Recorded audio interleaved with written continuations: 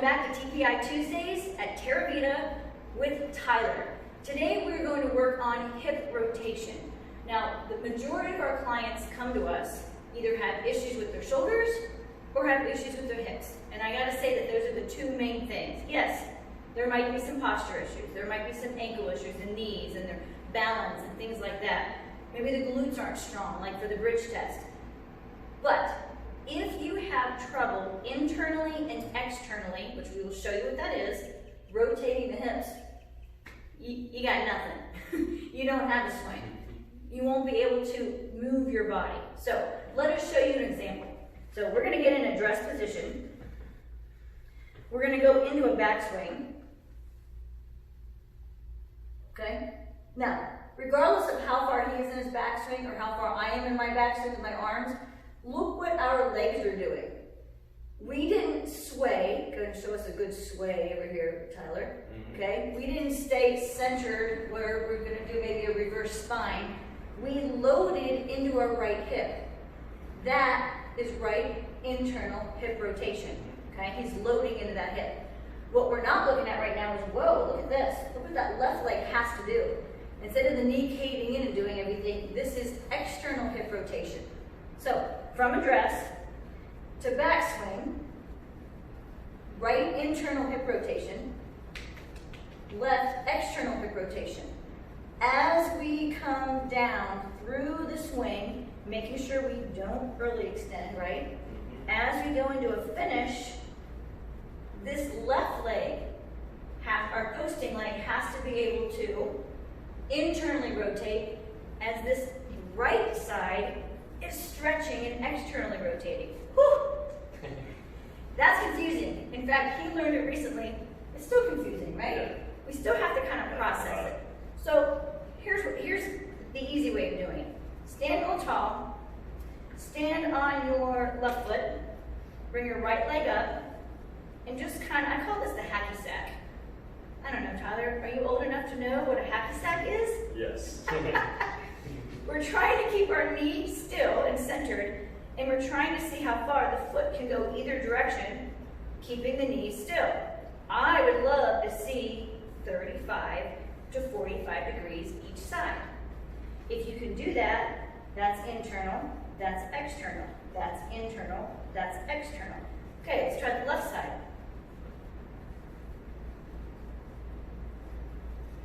I actually have to use my hand to help me.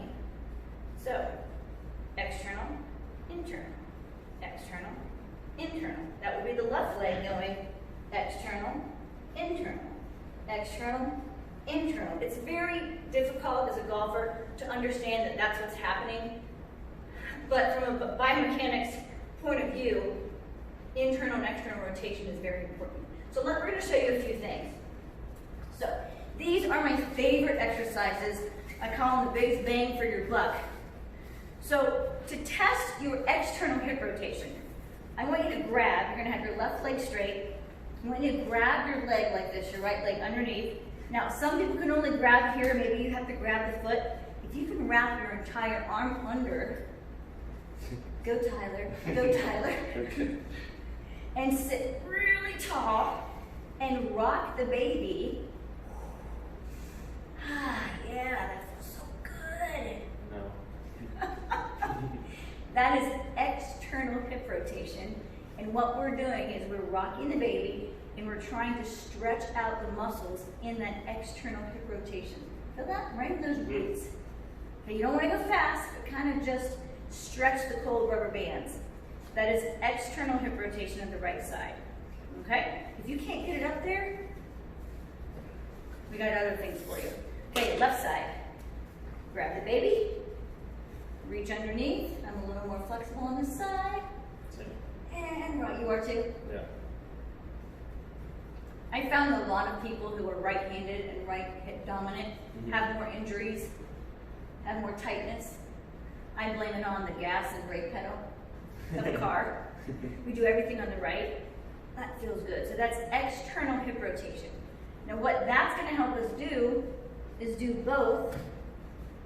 This is called butterfly. So we're going to sit nice and tall, grab our feet or grab our ankles, and let's just rock, Tyler. Oh yeah. loosen some things up. This gives you a little buttocks massage too. Back and forth, back and forth. Just feels good. And then I want you to come back with your butterfly in the center. Flap the wings, not crazy ballistic, but just see how that feels. Yeah, you're about as low as I am, right? Yeah. Okay, I'm very flexible here. He's the one going through the testing. We're gonna see if this works for him. So we're gonna do a distraction exercise. So butterfly, pressing down, rocking, flapping the wings a little bit, and butterfly is for external hip rotation. Believe it or not, see if this works for you, Tyler.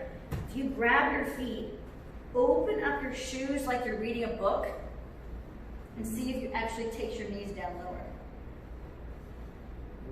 You notice anything? You can press those knees Maybe down? a little bit, let's see. Yeah. Because sometimes it might not be your hips much, but it's really what's happening with your ankles. Okay, maybe just a little. Okay, let's try something else. Put your hands behind you. Now without squeezing your butt, go ahead and just lift your hips up and let gravity pull your knees. Just lift your hips up and just kind of hang out there. You can rock a little bit.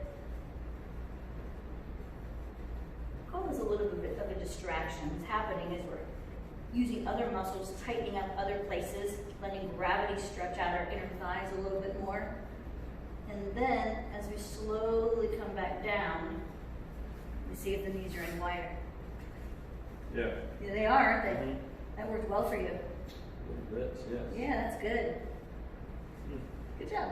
So he may have to do it 2 or 3 times, and it's not going to be once a week either. It may be 2 or 3 times per day. So that's external hip rotation. I think that's one of the best ones I've found.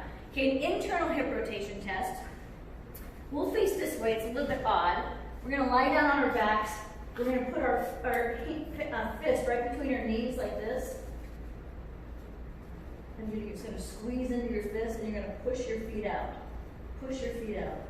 Push your feet out. Yep, and you can rest your head down if you want to. Or you can lift it up and then see how far, keep going Tyler, how far you can take those feet out. This is internal hip rotation. So this would be your backswing, and that would be your follow through if you're a right-handed golfer. Okay, he could probably work on this a little bit. He's got movement. Trust me, I've seen many that don't move at all, and that might be you. So pay attention. Very rarely do I find anybody who doesn't have to work on this at all. Okay, so that's internal hip rotation.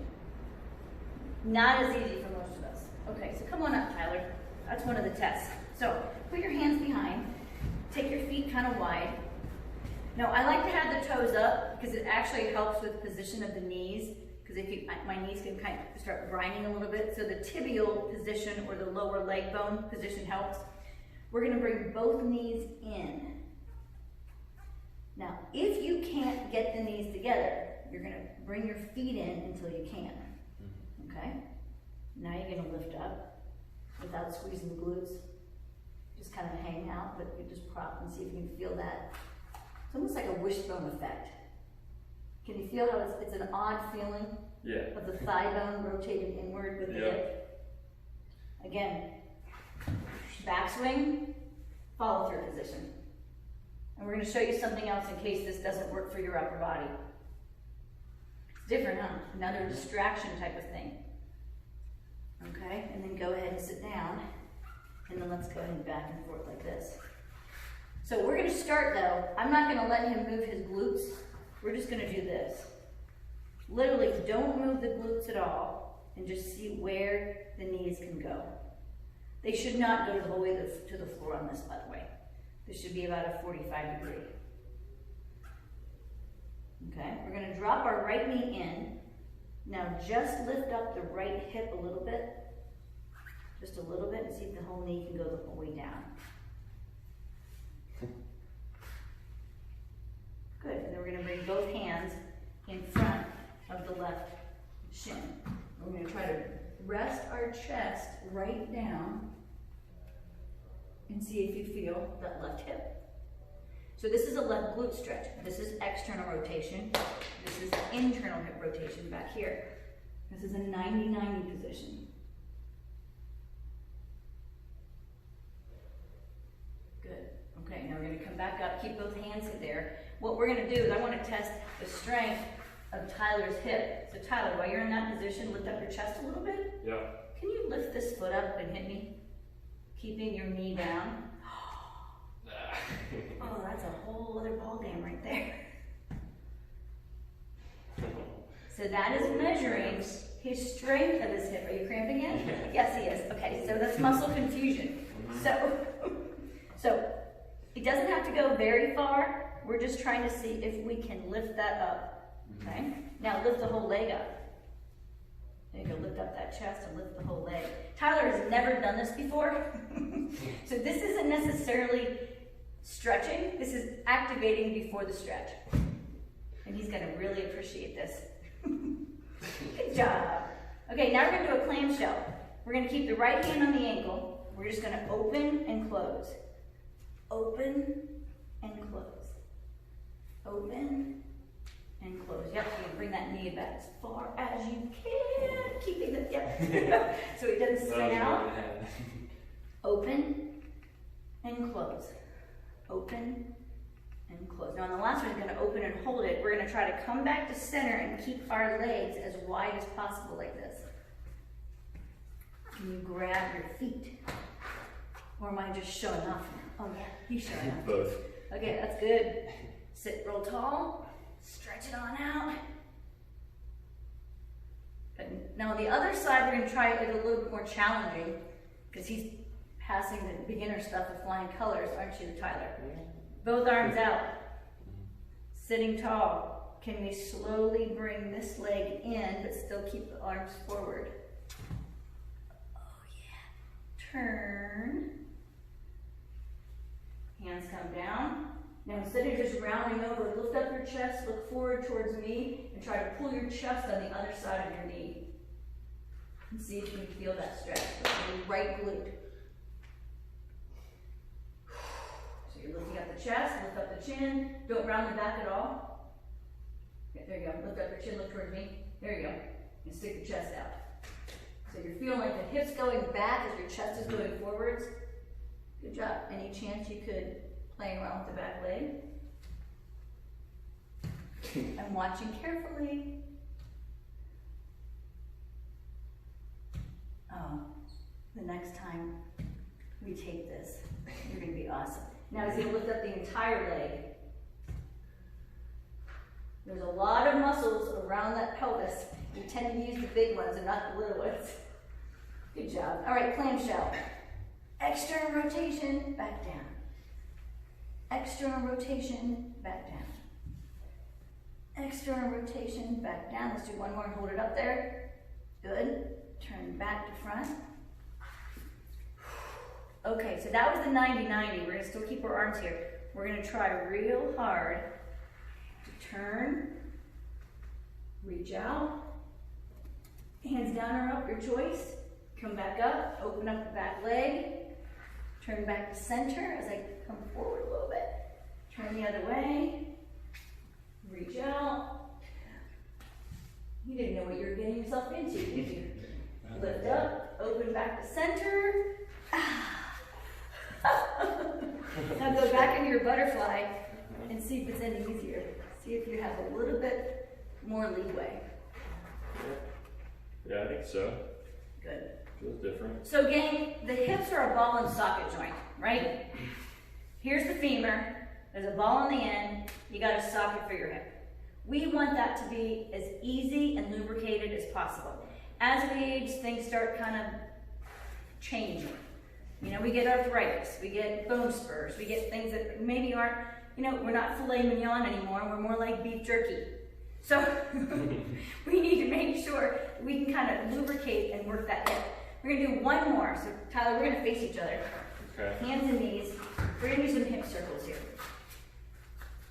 Okay, so all we're going to do is lift up, you're going to lift up your left, I'll lift up my right, the front leg. We're going to bring it around in a big circle. Try to bring your knee around and touch your elbow. And then bring it back. And then just keep doing that.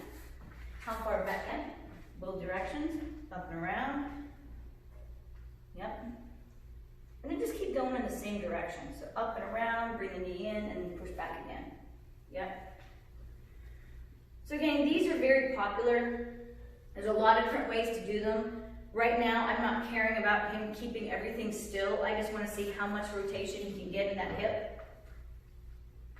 If he did focus on keeping this more still, this won't go as high, but it's not a big deal for this move. And then go ahead and reverse it.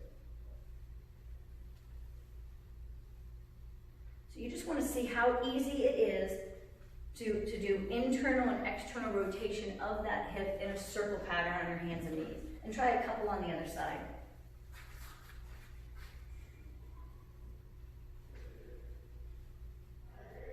So you're at home, you're getting ready to go out and play some golf.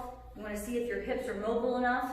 This is a tough one to do on the range, but if you can do it at home before you leave, try 5 circles one way, 5 circles the other. Kind of just even loosen up your back with it as well. Okay, let's stand up one more time. How does that feel?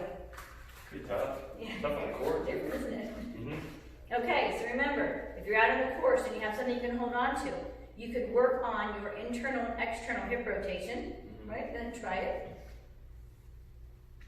And if you're finding that you're not getting a lot of movement, try some of those exercises we did.